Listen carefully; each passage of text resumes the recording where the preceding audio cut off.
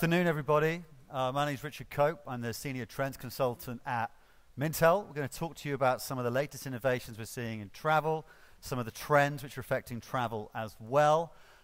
Just very briefly, an introduction to Mintel. I've never been in sales, so don't worry, this is going to be brief. But we basically conduct consumer research. We do product reviews around the world. The part of the business I'm in is the trends part of the business, where we have trend spotters around the world looking at innovations around the world. We have around 70 plus consumer trends as well. So we're going to dig into some of our research data, our consumer surveys, and some of our innovation data from trends to deliver this presentation to you as well. So they're the areas we operate across, as well as speaking at conferences and things. Obviously, we do bespoke consulting projects for the travel industry and other sectors as well. This is what we're going to look at today. Rather briefly, I'm going to look at some of the travel patterns we've been seeing, specifically in terms of the UK market. What are we doing in terms of inbound, outbound? What are we doing in terms of domestic tourism? And then I want to focus a little bit on the research we've got from Mintel on the Chinese consumer, specifically the Chinese middle-class travel consumer. How is that market performing? What are those consumers looking for from their destinations to help you better target them as well? This time of year, we also launch our 2017 Trends project. So I'm going to dig into that a little bit. This is cross-sector predictions for the consumer trends we think are going to be big next year. I'm going to dig into that a little bit, give you an opportunity for a link where you can get access to that content for free as well at the end. And then we're going to look briefly what's happening with sharing economies. You know, these new upstarts encroaching on the traditional travel business. What do consumers perceive them to be? What's the future of these industries going forward? And then we'll look briefly at the UK deciding to leave the European Union and look at the data we've got on what consumers think that's going to mean for their holiday plans and the opportunities we think it presents in terms of how to market as a result of that as well. So let's start with our travel patterns. So for annual reviews, we actually saw, holiday taking from the UK market start to increase in 2015. We started to see an improved performance in that as well, and much more focused already on the domestic market. It's the domestic market we've seen performing most strongest. Obviously, we saw the phenomenon of the staycation. Lots of people talking about that during the economic downturn. That has been sustained, and like a lot of post-downturn behavior, become really entrenched. Now, what's interesting to me is the type of holidays we're taking. So we're seeing, the idea of going on the city break draw level with the beach holiday, and we feel this is part of a wider movement in people's tastes, particularly in travel. I think we often underestimate the impact of the low-cost airline phenomenon. From our perspective, this really, encouraged the city break. Obviously, it created this new mentality where people develop more of a taste for a cultural component on their holidays. So I think that is another legacy of that. And we're seeing that coming through very strongly in the type of holidays people are taking more of as well. Now, in terms of how we research our holidays, obviously this is extremely, dominated by online. We've got around a third of people doing offline research. Peer-to-peer is still important as well. And we are seeing, in terms of people's perceptions, decline of things like traditional high street travel agents in terms of how they are perceived going forward. We have seen a bit of an uptick in people booking on mobile as well. So that started to perform more strongly too. That's just in tandem with the fact that we are doing our research on the go as well. We are sharing information most commonly with our fellow potential holiday travelers or families through mobile devices too. So that's the result of that happening too. And in terms of the bookings, we are seeing accommodation providers directly becoming a stronger part of this, and that is in part due to what we're going to talk about later on as regards the emergence of the sharing economy as well. So we are seeing that happen, more direct bookings with transport companies holding firm too. Now, in terms of the attitudes around booking, we do remain quite intrepid. If you look at this top response here, we are seeing basically people more interested in going to a new destination rather than the comfort factor of revisiting the old destination. So we're still intrepid. We're still open to new destinations. And we also, some of the other interesting points we see here are this sense that high street agents are becoming a bit outdated. 46% feeling that very strongly as well. Strong interest in using live chat messaging services going forward as well as a way to get your customer service, get your support. That's something I'm going to focus on in about 5 minutes. So there is strong interest in using that modern form of customer relations going forward as well. So they're the real highlights that are coming out of these attitudes we're seeing around actually planning. Now, long haul is a market which, our latest research is showing is actually, I wouldn't go as far as saying in trouble, but we have seen something of a decline. Where we have seen, improvements or growth in the long haul market has been with United States. And Canada. That's where we've seen the growth in long haul travel in our most recent studies as well. A lot of other markets you can see here clearly have shown slight declines in those areas as well. Partly connected to budgets. Also, I think we have a challenge obviously around a lot of mid-haul destinations, just going off topic a little bit, in terms of people developing a little bit of a fear factor around visiting some of those as well. So to really kind of race through the statistical part of it, we are seeing holiday growth. That is focused in the domestic market. We've seen city breaks draw level with beach holidays. I think that cultural component we have in our mentality is responsible for that. Long haul down a bit. United States and Canada performing most strongly in that sector. They've been growing. More people booking via their smartphone as well. And definitely in the attitudes, people looking for new destinations still have that intrepid nature. We're not conservative enough to just want to revisit the same places. And we're really open to the idea of personalized itineraries from agents as well. So let's look specifically at the Chinese market. Now, we hear a lot of figures about, the downturn in Chinese growth. In terms of the holiday market, still performing very strongly, thank you very much. So we're seeing strong growth of over 16% in 2015 around that. These are our forecasts around the growth of the market going forward. We expect a continuation, CAGR of around almost 23%. So very robust, performing very strongly going forward. So good news for all of us in the room here. In terms of where people are going, in terms of their destinations, yes, this is dominated by, we can call it the domestic market and the neighboring market, and it's pretty low when we get down to, let's say, Australia, New Zealand, 10% of holidays, Europe 9%, United States and Canada 9%. So small proportions, but obviously the market is so large, so valuable, we are interested in it. So if we're going to try and encourage more Chinese tourists to come to our destinations, what are they looking for? Now, sometimes you get people sort of dismissing this market, saying it's very focused on a sort of retail program. And that's not what people are telling us. Shopping, 42% of people citing this as one of the main drivers of their holidays, but you can see much stronger interest either in culture and indeed religion. Cuisine is a real route to this market as well. Family holidays, bonding is what people want to do, and nature, sightseeing, the top response. This is what's driving this market. This is the way to get to this market's heart going forward. And you can see in terms of people's level of interest around this, mixed with the price they're willing to pay. There is an appetite for things like lucrative extreme sports, local cuisine, the thing people are most interested in, most willing to pay a premium for as well. Healthcare services, spas and things as well, also perform quite strongly. Theme parks too as well. And this authenticity, I think this is interesting, this desire to interact with locals is something people are looking for too.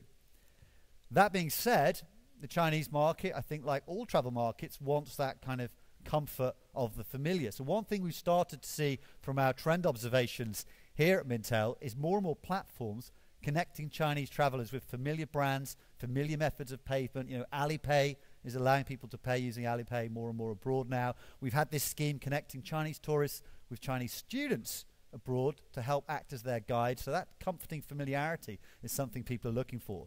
We've seen that in terms of ride sharing as well. So Didi Kuadi, the equivalent of something like Lyft or Uber, allowing Chinese customers to use the same app when they're abroad as they would at home. So that level of comfort, familiarity as well. I think that's invaluable going forward. So the good news is the outbound market is expanding. It's mainstreaming in terms of more and more people taking holidays as well. The drivers appear to be holidays which help family bonding, give people insight into nature, sightseeing as well. They're key drivers as well. And we are starting to see, it's relatively recently, those examples I showed you, those apps, this emergence of apps to sort of breed, familiarity and comfort, connect them with brands they recognize, ways of paying, ways of hailing rides they recognize as well. So that's the emerging thing to cater for too. So now I want to step directly outside the travel sector and just show you a few of our 2017 predictions for next year. And as I say, we'll provide you the link to get access to this content for free later on. First one is Talking Shop, and this is really about customer service and how that is changing across all brands. What we're seeing here is a lot of brands shifting their customer service onto social media platforms. So that means WhatsApp, that means Facebook Messenger as well. Now, why they're doing this is obviously it creates a really coherent space where they can see the relationship between them and the customer all in one place. They're recognizing this is how people communicate. I think two of the big things are brands want to connect with us in the same medium that we connect with our friends, to make it feel more personal, make it feel more close in that regard, even though they're often using things like chatbots most of the time to do this. And I think the other thing about this is taking this customer service conversation, making it private. You know, we don't want to have rows of our customers on Twitter when we can do it privately via Messenger or WhatsApp in that regard. So I think that's part of the factor as well. And it's all about delivering convenience. And this is what customers expect these days. It's a big challenge for these brands, but that's what we're seeing. The reason it's starting to happen is we as consumers are buying into the credibility behind this. We're starting to learn that, you know, WhatsApp has end-to-end encryption and Facebook Messenger does too. To make this a more secure space, to have these conversations, to share everything from financial details to maybe personal health information. So the travel industry is one of the many sectors trying to get involved in this. And around 1 billion of us use Facebook Messenger or use WhatsApp or indeed use both. So this is the new sort of mass form of communication going forward. And there's interest in this as well. So obviously almost half of us are using some kind of social media platform at least once a week. That adds up to a huge number of consumers within Europe. So this is the mainstream medium for connecting with your customers. Now the interest is what I describe as burgeoning, because a lot of consumers, around a quarter in the UK, are saying, yeah, I can see the benefits of contacting brands via WhatsApp. It's still a fairly unfamiliar concept. As people get more aware of the end-to-end encryption, we expect this to grow going forward. And we're starting to see brands really use this in the travel industry. KLM is a brand which started using Facebook Messenger in this regard. Get your boarding pass, get flight updates, change your seat, all through this medium, in the same way that you would message one of your friends. So they're one of the brands that's really pushing this. And we're also seeing social media apps, things like WhatsApp, being used as a medium to hail rides, to find transport and things whilst you're out and about as well. So it's all moving on to these single platforms in this regard. Snapchat is part of this phenomenon as well. L'Oreal is probably the brand, I would say, in Europe, which has had the greatest success of using things like Snapchat lenses, so people sharing images of themselves, sponsored by L'Oreal, promoting the brand, promoting themselves in that regard. We're starting to see more and more airlines doing this as well. So WOW Air from Iceland has been using exactly the same tactics as L'Oreal to create sponsored, shared content in that regard. Obviously, this worked very, very well amongst younger demographics. One of the second predictions I want to look at is around digital spending. Our seamless spending prediction, we're arguing you're going to see a further growth of contactless, people using phones to pay for things, and I think in travel, particularly on holidays, this can give us a lot more fluidity, a lot more convenience. We're also going to see a growth in wearable devices, which allow you to pay for things too. So we have seen a huge growth in contactless payments. This technology has been around, for about 10 years now, let's not forget. And we're seeing, more of that use of in-Visa payments. So contactless is growing more and more. And the technology is improving radically in terms of using phones to pay. So Vodafone Pay, now if your phone runs out of battery or is switched off, doesn't matter. It's still going to work as a way of making that transaction. So the convenience factor, particularly for travel, is immense. We also think you're going to see more wearable devices coming on the market this year which have contactless capabilities, mainly because we've seen Fitbit buy this hardware company called Coin. So we're expecting them to bring some wearables onto the market with added payment abilities too. And it's about convenience. So I would argue that the difference between me paying with my phone and me paying with a contactless card, there's probably no greater convenience. But with the phone, with the digital way of doing it, I can basically maybe analyze my spending, track my spending, keep to budget a lot more. That's where this convenience factor is ultimately going to come in.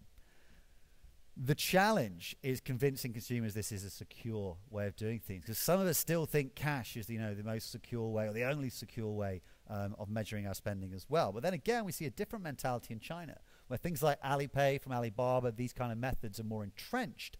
The Chinese actually see this as a better way of budgeting and controlling spending. That goes for holidays as well.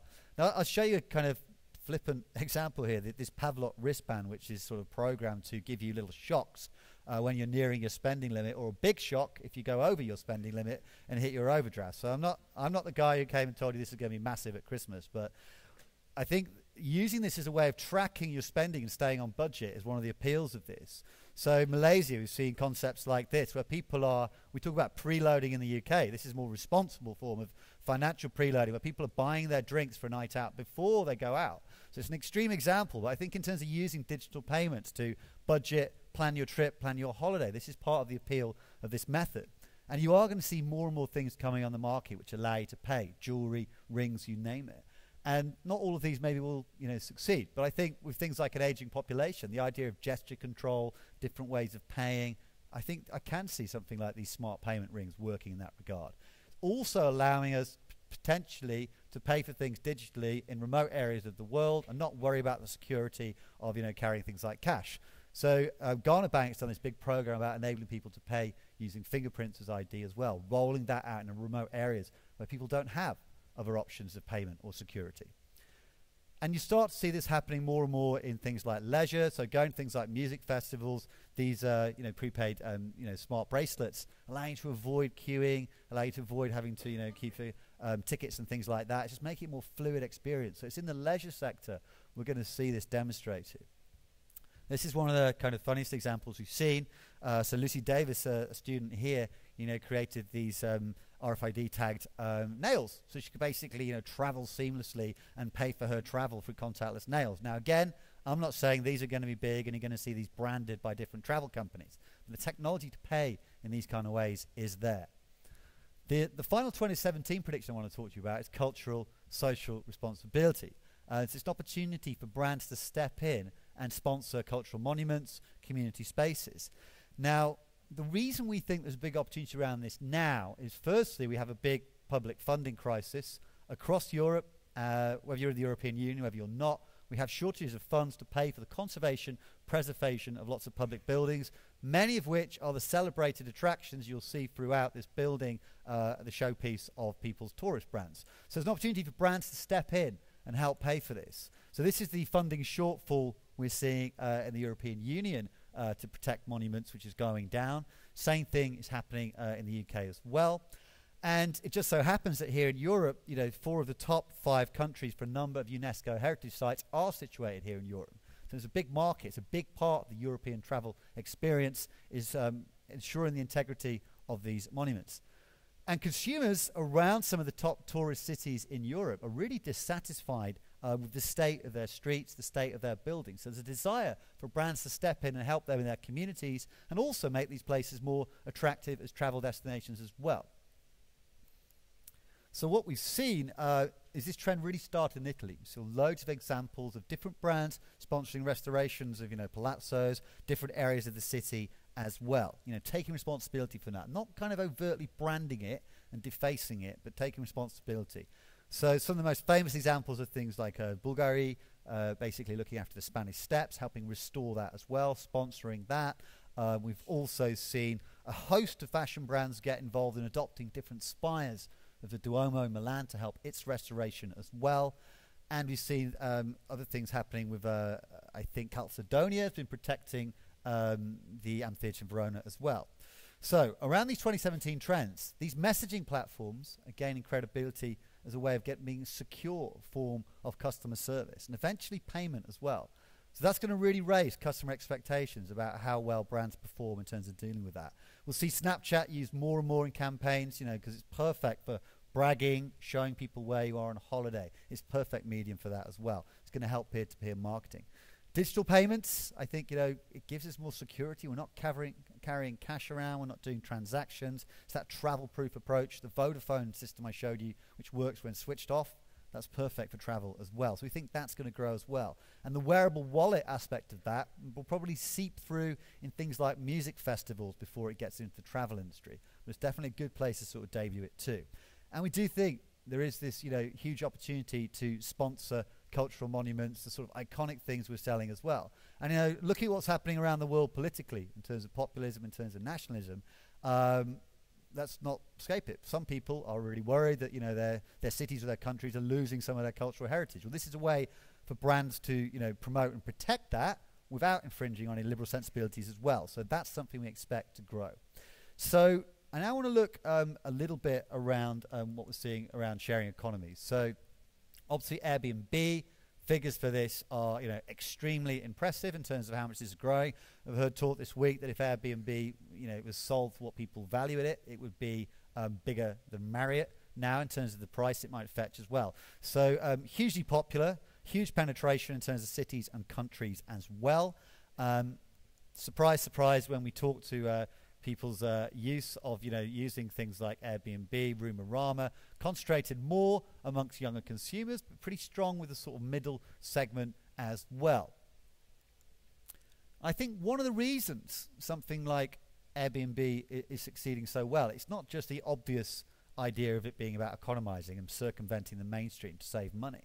I think the idea of just, B&B or something, the idea of a home from home really resonates to a younger market. We get such big proportions of consumers telling us, they're not going to be able to afford to buy their own home. We've got big proportions of young consumers living at home with their own relatives and families. Huge proportions in this country, around 37% now.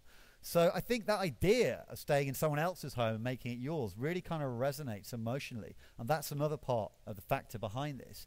But this market in terms of, sharing economy is changing all the time. We saw that clamour from Chinese consumers about really being willing to pay a premium to get an authentic cuisine experience with local people. Well, that's why we're seeing examples like this. We have a trend dedicated to this called cashing in, all about people making use of their resources, parking spaces, kitchens, whatever it might be. And that's what travel is going to buy into. So we're starting to see that happen in things of giving people opportunities to interact locally with people as well.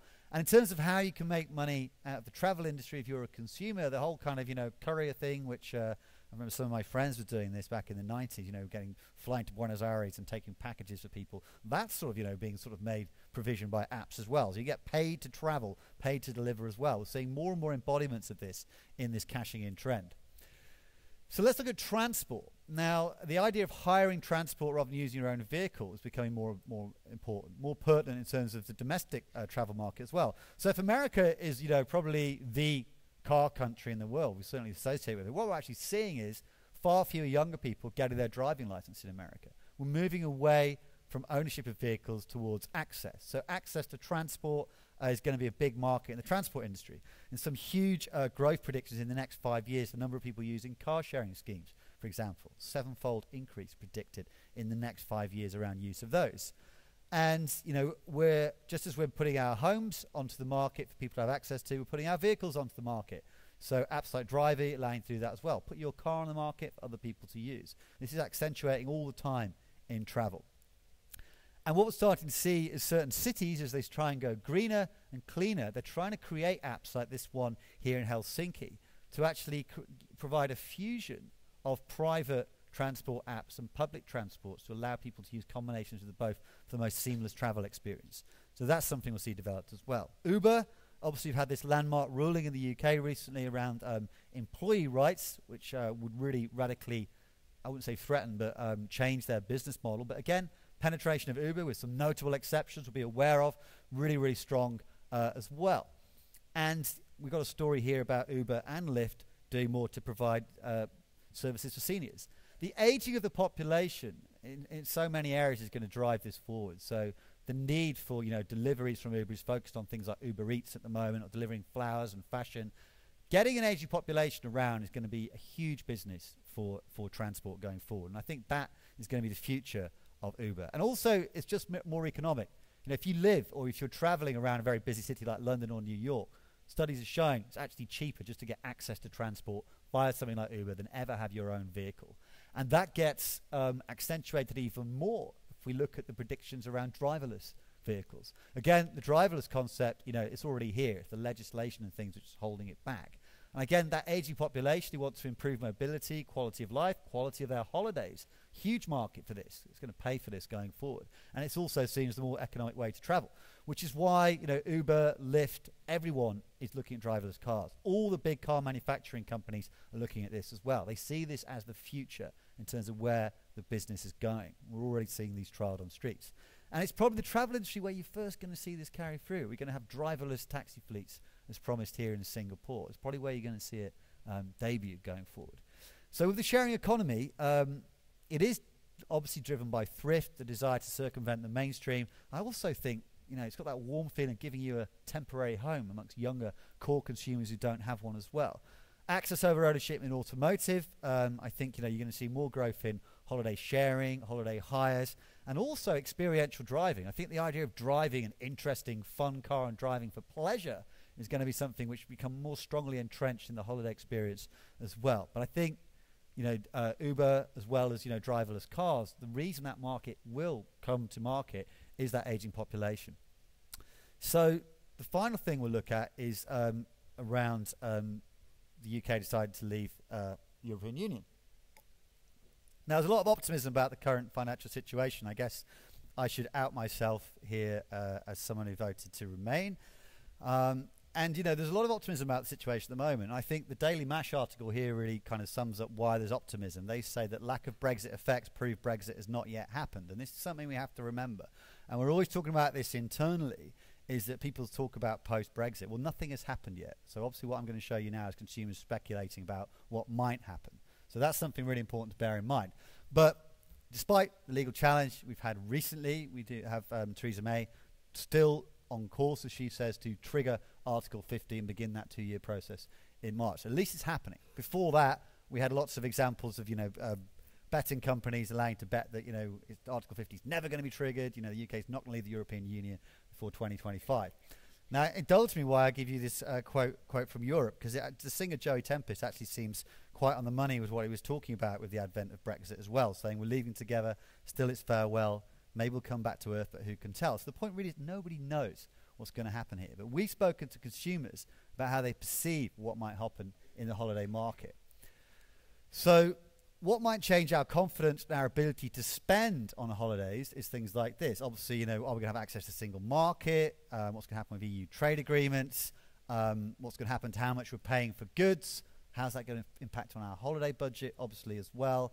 Are London banks going to have a passport to trade across Europe? What's going to happen with migration? Is that going to impact on visiting friends and relatives?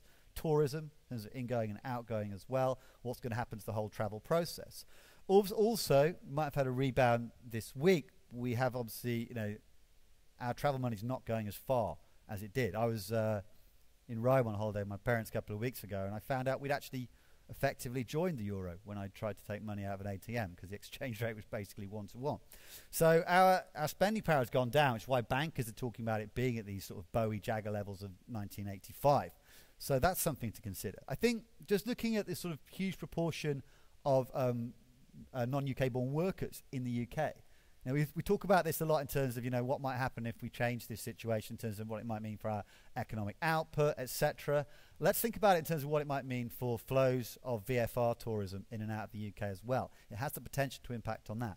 Huge proportions of people working in manufacturing, huge proportions of people working in retail and wholesaling as well, huge proportions who are travelling to the UK to work in the food and drink sector too. So if this is what's sort of there to lose in terms of the workforce, in terms of what it means for productivity, cost of products, etc. Let's just think about what this might mean in terms of travel flows and the loss of some of those as well. So on to what UK consumers felt about this. We did this survey right in the aftermath of the referendum result. So one of the stronger reactions was people did think, yeah, flights to Europe are going to become more expensive. People are accepting of that going forward.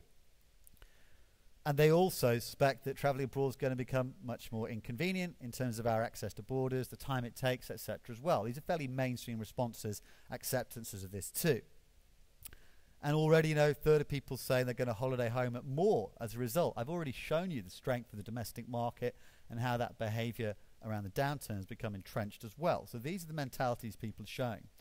Now, people talk about what it means for our export market if the pound goes down. So let's think about our tourism product as a market has benefited from what's happened as well, from the weakening pound. We saw, we've seen a degree of retail tourism as well. Loads of brands will tell you they've had increases in orders. We've had more people coming to shop in the UK as a result because, high-end brands like Burberry suddenly 15% cheaper. So they've sort of seen the short-term benefit of this. And the same thing goes visiting the UK. It became 15% cheaper. So what we saw immediately after the referendum result was a big upsurge in bookings to the UK from Asia, from America, and indeed domestic bookings as well. So it's given a sort of injection into the industry in terms of that regard too. Now, you can see already, as I mentioned, this is going to domestically probably just continue a current trend where we have been holidaying home at more anyway. So the growth in people going to the UK has been greater than the growth of people going to Europe in the last 12 months anyway. So what happened in the previous downturn is we did have this big decline in trips abroad, offset by this big growth in holidays to England. This is specifically to visit England rather than the UK. So it's not really, such a daring thing to predict we're going to see something similar again. Are businesses going to sort of pivot their operations away from the UK because it's becoming more costly? Well, that is the message coming through from people like Michael O'Leary at Ryanair. We've definitely seen a lot of soundings around that. This was a picture one of my German colleagues sent me. They snapped. And this is an important stat, I think. This is UK consumers. 38% worry about how Europeans might perceive British people. So I've talked about how Britain has relatively become much more of a bargain to visit, but in terms of marketing and PR, if we talk about that for a little bit, I think there is a need to sort of reach out, welcome, comfort people to a degree possibly as well. There's other tactics we'll look at as well. So around the world, we see some interesting ways of pushing patriotism, pushing nationalism. We have a trend called Patriot Games. This is one from Colombia. So it's an app where they've created a whole sort of, chat language around cultural and patriotic icons. So maybe you're going to see this kind of tactics used maybe in domestic campaigns or indeed international campaigns from the UK. We talked about the need to welcome people, or the concerns 38% have about how we're perceived abroad. So we get some great campaigns around the world really pushing through this message of localism, this message of hospitality. I think that's something the UK can learn from in terms of welcoming people here as well. I think one thing you'll see, it's very difficult if we step outside travel for a bit. I think it's very difficult this time to do what Hovis did. In the economic downturn in terms of wave the flag, because we have a slightly sort of divided nation around this. I think one way of sidestepping all those arguments around flag waving and patriotism is to go for regionalism. So we see that in food and drink. We see things like Kelly's Ice Cream really pushing the Cornish angle as well, using the Cornish language to try and create a bit of exoticism, travelling at home but feeling like you're going somewhere more far-flung, or sidestepping any sort of patriotic imagery. But I do think I've talked about the need to sort of reassure and welcome visitors from outside the UK. But there's definitely something in marketing the rebelliousness of what's happened in the UK. So, again, lots of people will tell you if there'd been a referendum in France, they probably would have had the same result, and lots of other countries as well. So there is something, and it has to be very sensitively marketed. But if you look at, we have lots of things at Britain which we probably don't care about as much as people who visit Britain, and conversely, things like the royal family and punk are two of those things. So I think there is this idea of marketing the eccentricities or the rebelliousness of Britain and Britain as an attraction to foreign markets. And that's really nicely summed up by Joseph Janning, who went to see speak in the aftermath of the referendum. He said, from a German perspective, people love the British because they're so hip and eccentric, because they are so un-European. And I guess what's happened has really enforced that.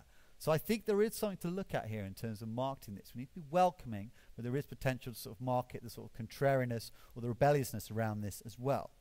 So we are, experiencing kind of good times. We're experiencing a degree of retail tourism, bookings going up as well. If there is any sort of downturn economically going forward in the coming years, that's going to be sort of geared towards larger companies.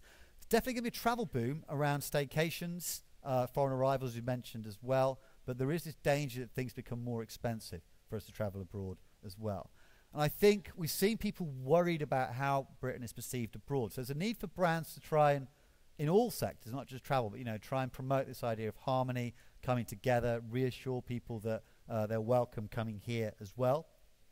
But I think this idea of patriotism, this idea of rebelliousness, is also something for brands to explore and try and export as a means of marketing the UK abroad as well.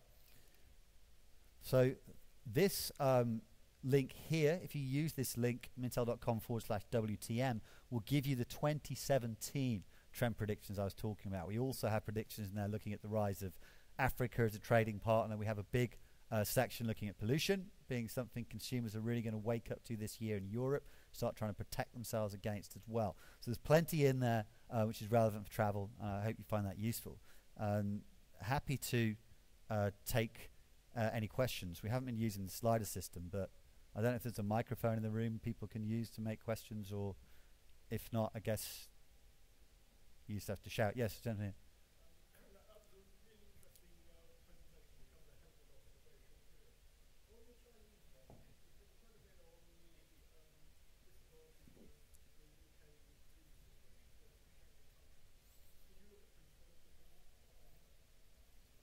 It's not something we looked at as rather the.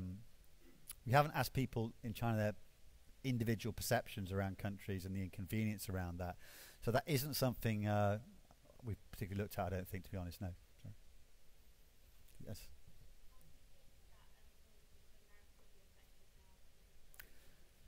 Yeah, I have to tread carefully around this.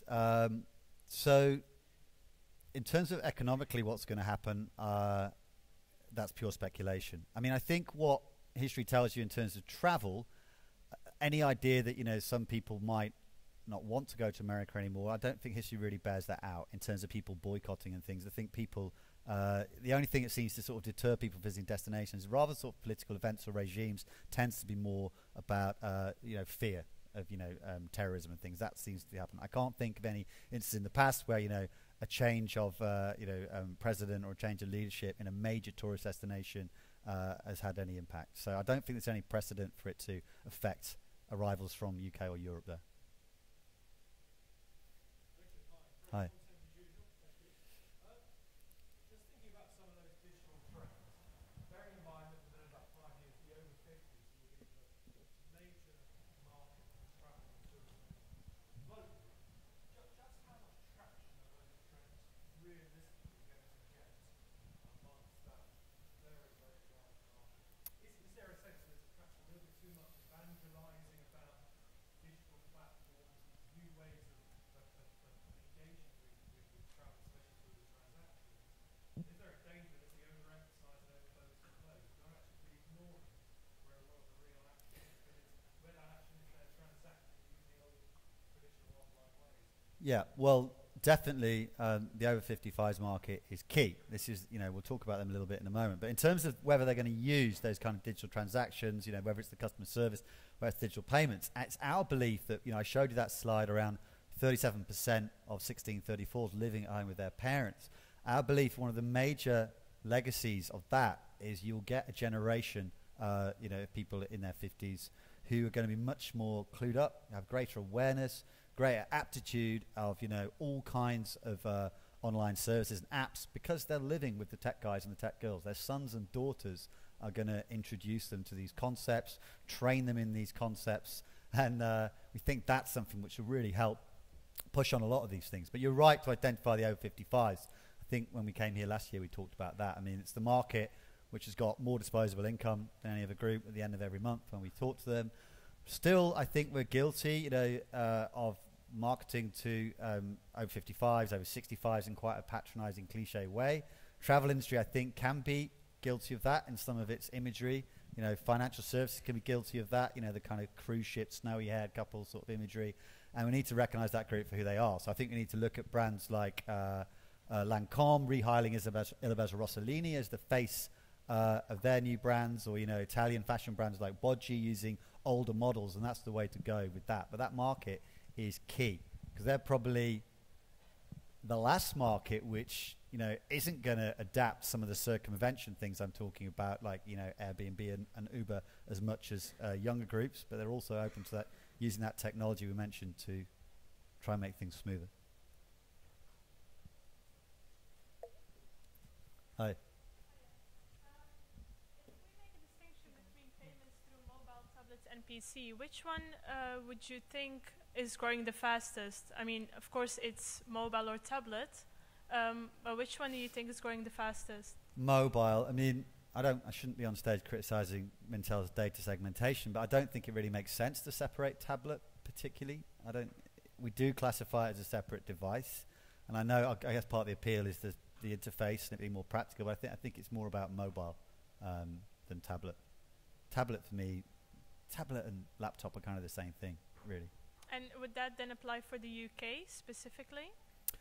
Yes, definitely the UK. In terms of using that, I would have to sort of check my colleagues if we've got that kind of data for other European countries. We've got it for the UK, it's true. For the US, it's true. For China, it's true. And for Brazil, it's true. We've definitely done that research on travel booking there. For the other Western European markets I've mentioned here, we'd have to check for you. Sorry, just one thing Sure. to add on. If we look at payment by wearables in the UK, to what extent is it actually already present in terms of lodging? Paying by wearables? In terms of paying for your accommodation in that Yes. regard? No, really, really small. It's a really emerging concept. And, people have attacked things like Apple Pay, just saying, oh, nobody's using it. But, it's only just been on the market, sort of 12 months. I mentioned contactless has been around for, around a decade. We forget that. So our argument that the fact that people can use things like, Apple Pay, to click through any different interface next year, that's going to grow that. I think lodging is still really small, but that's the way, we've seen hotels like Starwood been doing that for like 2 years now. I think that's the way people get familiar, the idea of being convinced that they can use their phone as a key to get into their room, or they can use their phone as a means of paying for other things. For the moment, no, it's very, very low. But we can dig out specific data on that if you like. Thank you. Okay, cheers.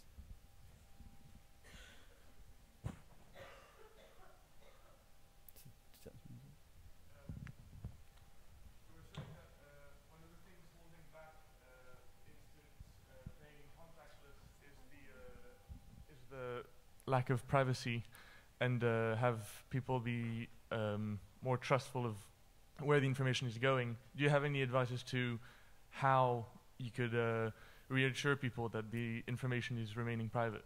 Yeah, well, I think it's education. I think it is private now. It's just people people need to learn about end-to-end encryption, how that is secure, how you can use something like WhatsApp to sort of pay for something. It's an education process. Again, as I mentioned in one of the early questions, I think the fact that we have so many younger consumers living at home with older consumers in their family, that will help that education process and build confidence in going forward. But it is safe and secure. It's really just down to people to convince that. I mean, I don't think you're going to get any horror stories of something particularly going wrong to spoil it. It's just a gradual, it's just about building up confidence. And consumers are very, we're all kind of very ignorant about data privacy. I mean, this actually is secure in terms of using messaging apps. A lot of us, go through life not being aware that we don't own our social media profiles and things like that, and that isn't private in that regard. But this is, with end-to-end encryption, secure. I think brands are really working towards this, incorporating more pay buttons, so you'll get a pay button crop up in your Messenger or your WhatsApp conversation. Again, we talk to consumers at the moment, they're really worried about that. I think only something like 13% of people in the UK don't have any financial privacy data concerns about using this method. But those messaging forms are secure, but they just need to educate people towards that. Hi. There was increased interest from overseas travelers to the UK. Was this interest evenly spread among the different age groups? Well, okay. I haven't. It was an external survey, so I don't know, to be honest. I would not really perceive so. I think it's just basically people reacting to the fact the UK is more affordable. You might argue it might become skewed towards young consumers with lower budgets potentially, but the answer is I don't know. I don't know, but I wouldn't expect it to be necessarily.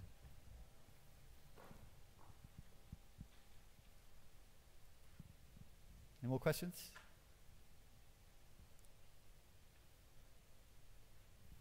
Hi.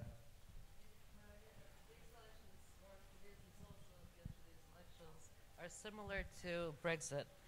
Are we expecting a kind of a change or decrease in the U.S. currency, and how would that reflect on outbound, inbound, UK, US travel? Yeah, I can't speculate on what's going to happen to the US currency, but obviously people are opportunists. Any destination around the world, if it becomes cheaper, people say it's time to go. So that would be, if that were to happen, as it happened in the UK, then yeah, it would be good news for the inbound tourism market, most certainly. But on the record, I'm not speculating about the US economy. Okay, I'm not capable of doing it. Yeah, sure. Thank you.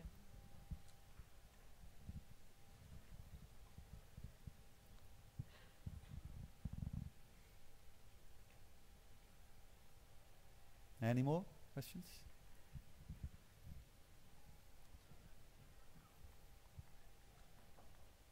Okay, well, thank you very much for coming. Thank you for having me here. Please.